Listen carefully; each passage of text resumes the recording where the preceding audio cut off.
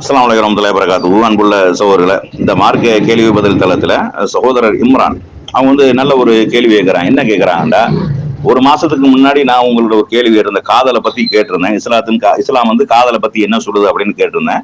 நீங்க நல்ல முறையில பதில் சொல்லியிருந்தீங்க. ஆனா அதுல கூடுதலான ஒரு தகவலை நான் சொல்லியிருந்தேன், அதுக்கு நீங்க பதில் சொல்லல அப்படின்னு சொல்லிட்டு ஒரு மாசம் கழிச்சு கேட்கிறாப்புல. அதுல என்ன கேட்கறாங்கன்னா, இப்ப கணவன் மனைவியாக வாழக்கூடிய நேரத்துல அவங்க கடந்த காலத்துல அவங்க இளமை பருவத்தில் இருக்கக்கூடிய நேரத்துல கணவன் வேற பொண்ணையோ மனைவி வேற ஆணையோ லவ் பண்ணியிருப்பார்களே. ஆனால் திருமணத்துக்கு அப்புறம் ரெண்டு பேரும் பரஸ்பரம் அது சம்பந்தமா பேசிக்கொண்டு தகவலை பரிமாறி கொள்ளக்கூடிய நேரத்துல ரெண்டு பேருக்கு மனஸ்தாபங்கள் ஏற்படுது. அப்ப இந்த மாதிரி எல்லாம் நடக்குது, இதுக்கு மார்க்கம் என்ன சொல்லுது அப்படின்ற ஒரு கேள்வியை கேட்கிறாங்க. பொதுவா இந்த திருமண வாழ்க்கை இருக்கா இல்லையா, அது மகிழ்ச்சியாக சந்தோஷமாக அது போக வேண்டும் என்றால் கடந்த காலத்துல நடந்த நிகழ்வுகள் அது தவறான நிகழ்வுகளாக கூட இருந்திருக்கலாம். ஏன்னா இன்றைக்கு உள்ள காலகட்டம் என்பது இன்னைக்கு நம்ம யாரையும் அப்படி சொல்ல முடியாத அளவுக்கு பாதிக்கு பாதி நல்லவங்க பாதிக்கு பாதி கெட்டவங்க அப்படிங்கிற லெவல்ல தான் இருக்குது. திருமணத்துக்கு முன்னாடி எப்படி இருந்தாலும் இனிமேல் ஒழுக்கமாக கண்ணியமாக இருக்கணும், கணவனும் சரி மனைவியும் சரி அப்படிங்கிற ஒரு லெவல்ல தான் இன்னைக்குள்ள கால சூழ்நிலை போய்கிட்டு இருக்கிறது. அதனால இந்த திருமண வாழ்க்கையில சந்தோஷத்தை குலைக்கும் விதமாக எந்த ஒரு காரியத்தையும் செஞ்சிடக்கூடாது. மனைவி சம்பந்தமாக கடந்த காலத்தில் நடந்த நிகழ்வுகளை நம்மளுடைய புருஷன் தானே அப்படின்னு சொல்லிட்டு புருஷன் சொல்றதோ, அல்லது புருஷனுக்கு கடந்த காலத்தில் நடந்த அந்த சோகமான அந்த நிகழ்வுகளை நம்ம மனைவி தானே அப்படின்னு சொல்லிட்டு மனைவி கிட்ட சொல்றதோ, இந்த மாதிரியான எந்த ஒரு காரியமும் நடக்கவே கூடாது. நடந்து முடிஞ்சது அதோட மறந்துடணும். அதுக்கப்புறம் நம்ம கணவன் மனைவியாக வாழக்கூடிய இடத்துல நம்மளுடைய வாழ்க்கை எப்படி இருக்குதோ அந்த அடிப்படையில தான் நம்ம வாழ்க்கை அமைத்துக் கொள்ளணுமே ஒழிய, இவங்க நம்ம மனைவி தானாங்கிற பேர்ல நான் ஒரு பொண்ணை லவ் பண்ணேன், அவ அழகா இருந்தா, அப்படி இப்படி இருந்தா, இப்படி அங்க போனேன் இங்க போனேன் இப்படின்னு சொல்லக்கூடிய நேரத்துல இது குடும்பத்துக்குள்ள பெரிய பிரச்சனையை ஏற்படுத்திடும். இது மனைவி சொல்லக்கூடிய நேரத்துல நான் ஒரு ஆணை லவ் பண்ணியிருந்தேன், இந்த மாதிரி திருமணம் வரைக்கும் போச்சு, அது இருந்துச்சு, அங்க போனா இங்க போனா இப்படிலாம் சொல்லக்கூடிய நேரத்துல என்ன செய்யும், அப்ப கணவனுடைய அந்த பார்வையே மாறிடும்.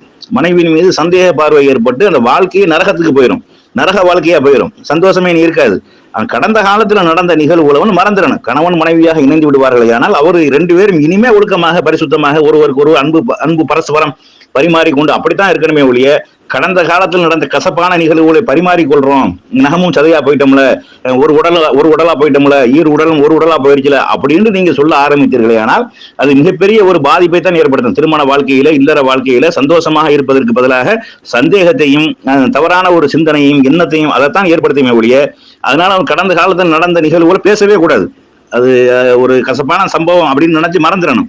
அந்த மாதிரி ஏதாவது தவறுகள் நடந்திருக்கு, ஏன்னா லவ் பண்ணிருப்பாங்க, கொண்டிருப்பாங்க, மற்ற எங்கேயா போயிருப்பாங்க, வந்திருப்பாங்க, என்ன நடந்திருந்தாலும் சரி அது அதோட முடிச்சிடணுமே ஒழிய, அதுக்கப்புறம் நம்மளுடைய கணவன் தானே அவர் ஒன்றும் நினைக்க மாட்டாரு அப்படின்னு நீங்க சொன்னீங்க, அது ஒரு உள்ளத்துல பதிஞ்சிருந்து அது எப்பயெல்லாம் தேவைப்படுதோ, மனைவி மேல எப்பயெல்லாம் பிரச்சனை வருதோ அதையெல்லாம் சொல்லி காட்டி குத்தி காட்டக்கூடிய நிகழ்வுகள் ஏற்படும். அதே மாதிரி ஒரு கணவன் அந்த மாதிரியாக நடக்க சொல்லக்கூடிய நேரத்தில் மனைவிக்கு எப்பயெல்லாம் கணவனை வெறுப்பு தட்டுது, ஆமாமா இதுக்கு முன்னாடி வேற பொம்பளையை பார்த்துட்டு தெரிஞ்ச ஆளுக்கு தானே எங்க வேலையை பாசம் வைக்க போறியா, அங்க போறியா இங்க போறியா, இன்னமும் அங்க ஏதாவது ஒரு யதார்த்தமா நடக்கக்கூடிய விஷயங்கள்லாம் இந்த மாதிரி பேச்சுகள் வரும். இந்த மாதிரியான பேச்சுகள் வரக்கூடிய நேரத்தில் அது சந்தோஷத்துக்கு பதிலாக என்ன செய்யும், சங்கடத்தை தான் உண்டு பண்ணுமே ஒழிய, அதனால கடந்த கால நிகழ்வுகளோட அதோட மறந்துடணும். நான் நடந்து போச்சு முடிஞ்சு போச்சு, இதுக்கு மேல என்ன செய்ய, அதை பத்தி பேசவே கூடாது, யோசிக்க கூடாது, மறந்துடணும். அப்படி ஒரு ஞாபகத்துக்கு வந்தா கூட சொல்லக்கூடாது.